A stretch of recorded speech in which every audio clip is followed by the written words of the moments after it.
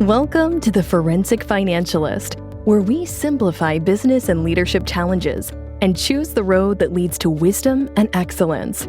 We discuss tough issues facing business and figure out easy-to-implement solutions. Using the rearview mirror approach, we look in the rear view to move towards a brighter future.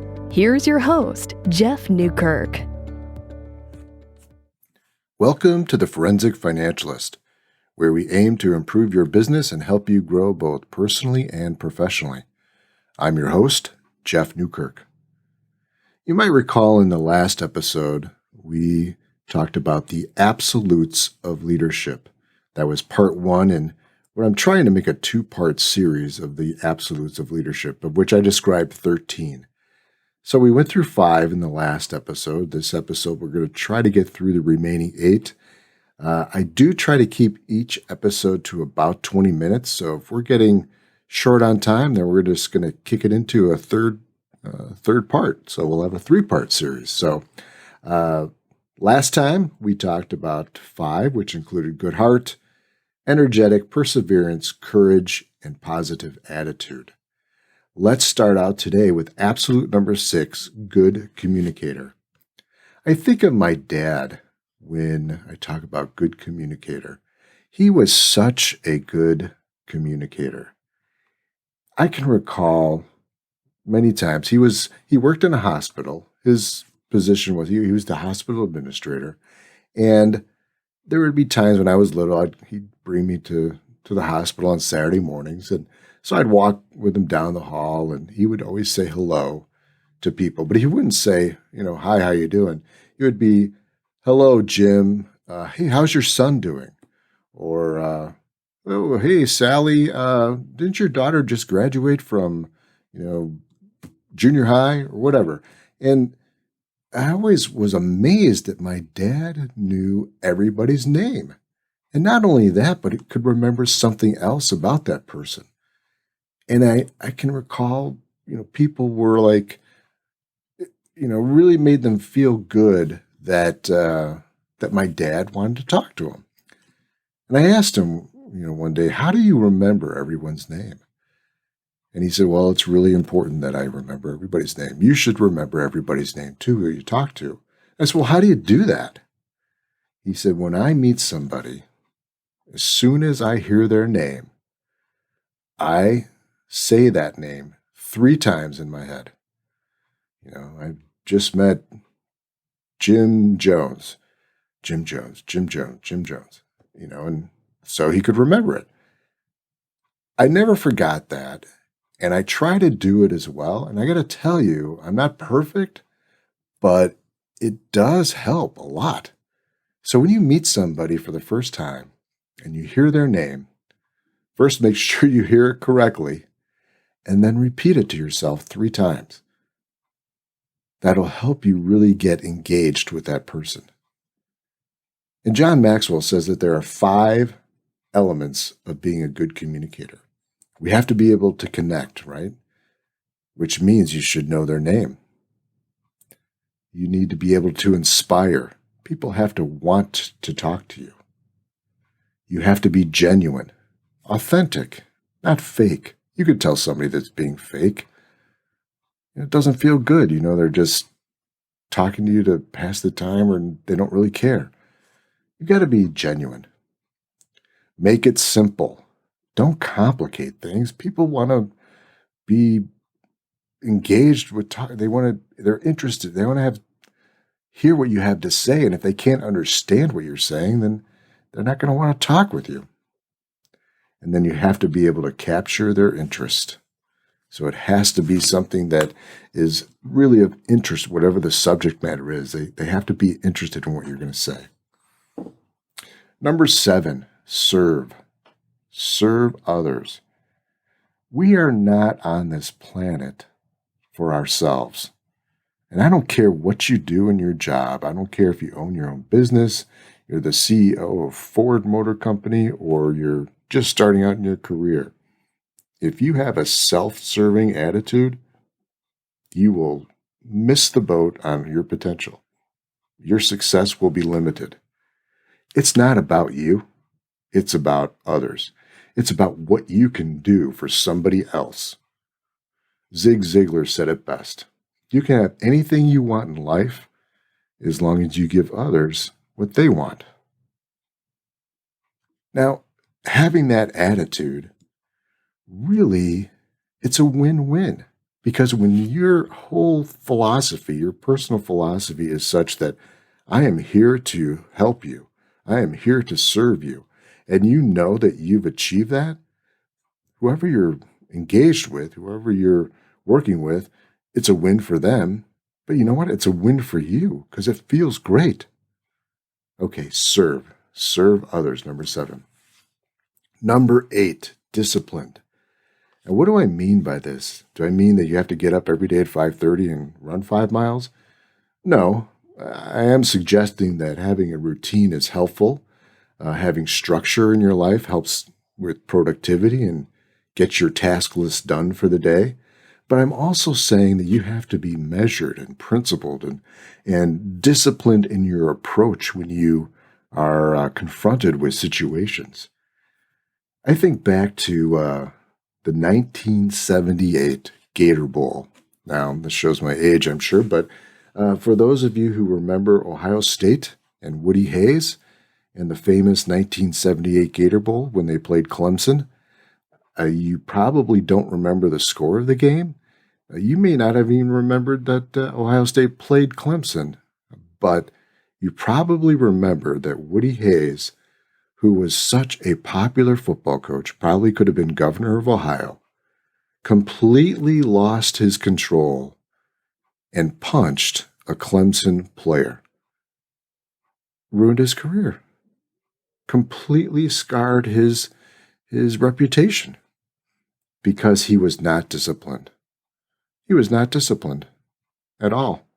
And remember last time we talked about having a scale. So each one of these absolutes, you could be just starting out at ground 0 and 1 and be at the top of your game at, let's say, level 5 in some of these other absolutes. So it doesn't mean that you can be ground 0 at 1 and then level 5 another and you're not a good leader. No, that's not what I'm saying at all.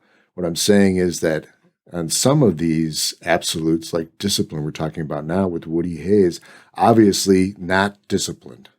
So does that make Woody Hayes a bad leader at the time? Well, certainly when it comes to being disciplined, he had a lot of room for improvement, but there were a lot of other absolutes that he was very strong in and probably moved up the scale on some of those other absolutes. So keep in mind as we go through each of these absolutes, there's a scale associated from, starting out to being at the top of your game. So let's move on. Number 9, humility. Humility. It's not about you. Remember when I was talking about serving others? It's not about you. It's about everyone else but you. And the other thing I like to think about with having some humility is if you ever come across somebody where they somehow, for whatever reason, feel the need to talk about themselves and all of their accomplishments and how great they are, chances are they're probably not that great, or certainly not as great as what they make themselves out to be. Being braggadocious is not a strong leadership trait. You need to have humility. You need to put others before you. Remember, it is not about you. It's about everyone but you. Have some humility. Be humble. Number 10, Vision 80, Tactician 20. Michael Gerber said it best in his E-Myth. He defined the entrepreneur as having 3 different roles. Number 1, you're the entrepreneur. You're the visionary. You're the one that with the ideas. Number 2, the manager.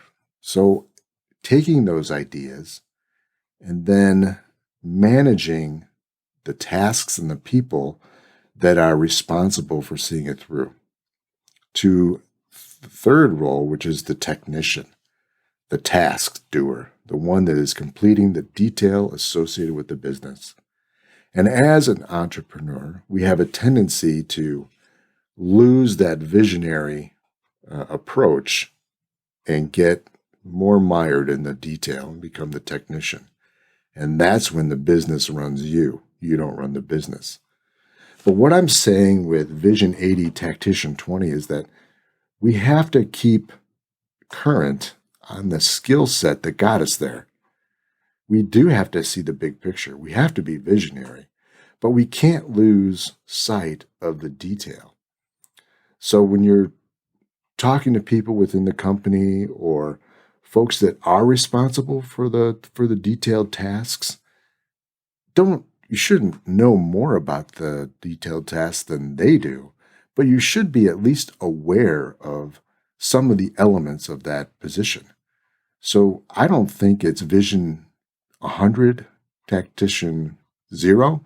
I think it's an 80-20 split.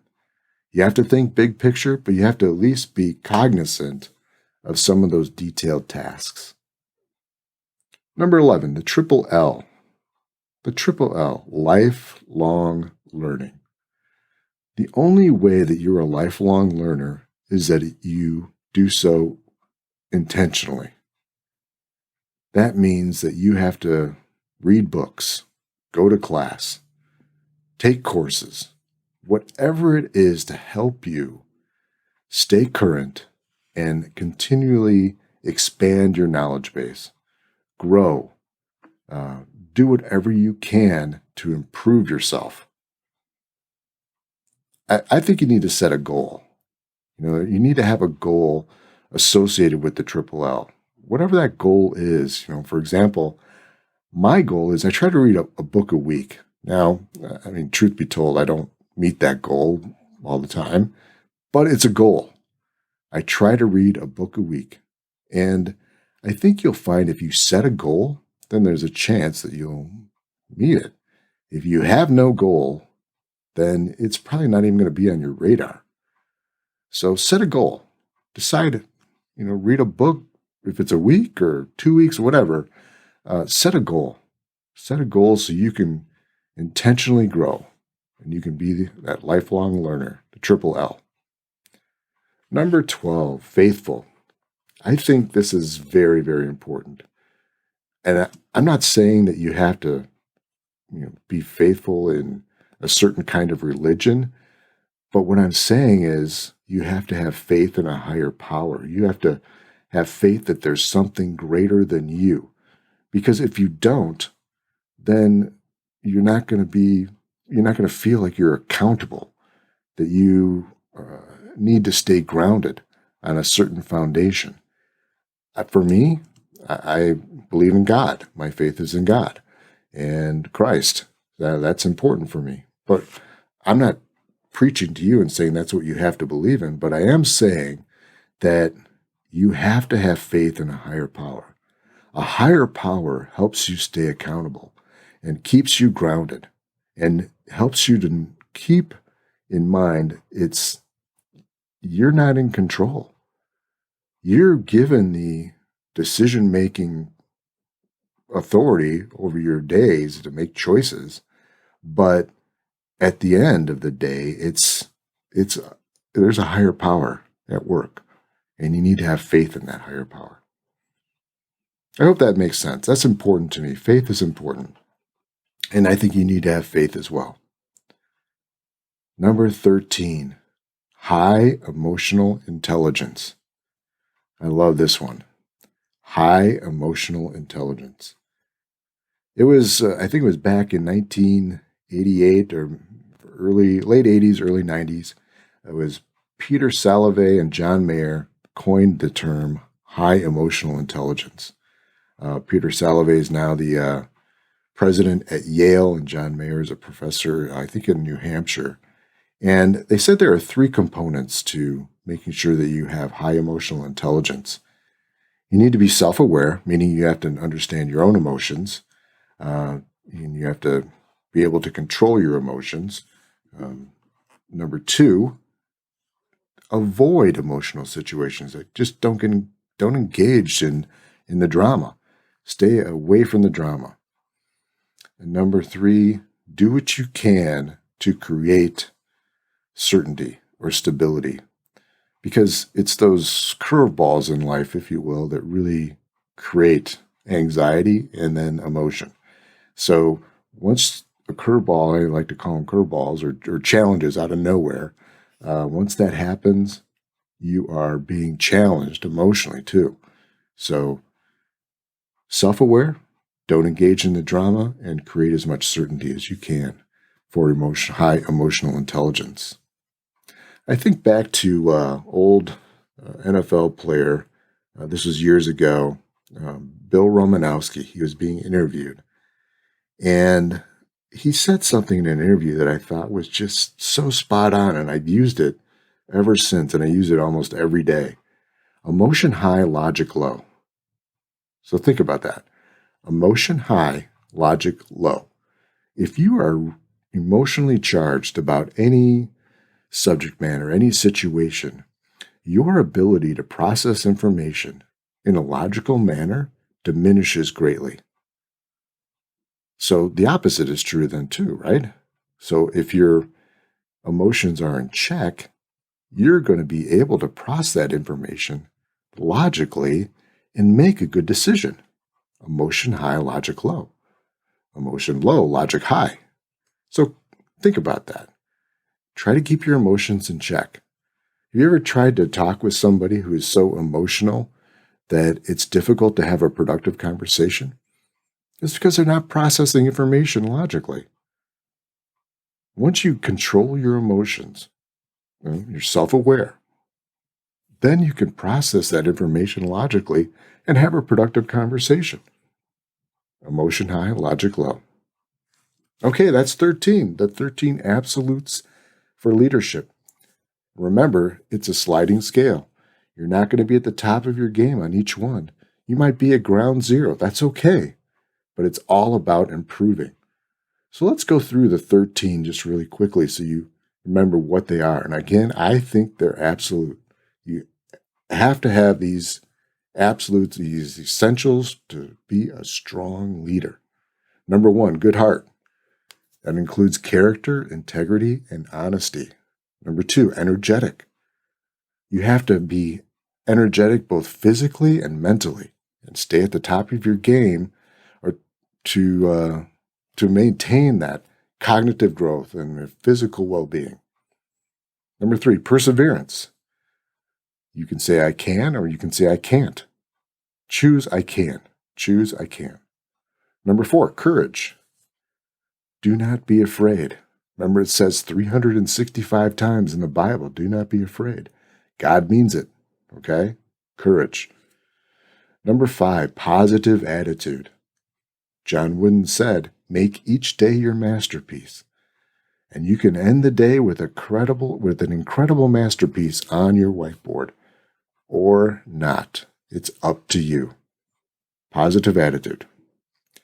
Number 6, good communicator. Connect. You need to be able to connect with people, inspire people, be authentic and genuine. Stay simple. Don't complicate things. People want to be able to understand you and capture their interest so they want to continue to communicate. Number 7, serve others. Zig Ziglar said, you can have anything you want in life. All you have to do is give others what they want. Number 8, disciplined. Don't be like Woody Hayes and lose your cool and punch somebody. It's not going to do anybody any good. Number 9, humility. Number 10, vision 80, tactician 20. Stay knowledgeable on those detailed skill sets that you need in your job. Not necessarily to be able to do them. The person doing the job, they need to know them better than you, but at least be aware of them. And keep in mind the big picture. Vision 80, tactician 20. Number 11, the triple L. Lifelong learning. Always learn. Always learn. Number 12, faithful. Stay grounded and accountable. Your faith will help you with that. And number 13, high emotional intelligence. Emotion high, logic low. Well, I hope this was helpful. We did make it through 2 episodes. I wasn't sure that we were going to be able to do that. We did, and I hope it was helpful for you. If you want more information on any of my coaching or consulting, just send me an email at jeff at understandablesolutions.com, or you can go to my website at www.understandablesolutions.com. I hope you got at least one nugget of useful information out of today's podcast, and maybe even a little inspired. I sure do appreciate you listening. I hope today was a great day for you. Make tomorrow even better. Peace, everyone. You've been listening to The Forensic Financialist, where we simplify business and leadership challenges and choose the road that leads to wisdom and excellence. To learn more about Jeff, visit his website at understandablesolutions.com or email Jeff at jeff@understandablesolutions.com. Mentioning this podcast will get you a complimentary discovery session with Jeff. Until next time.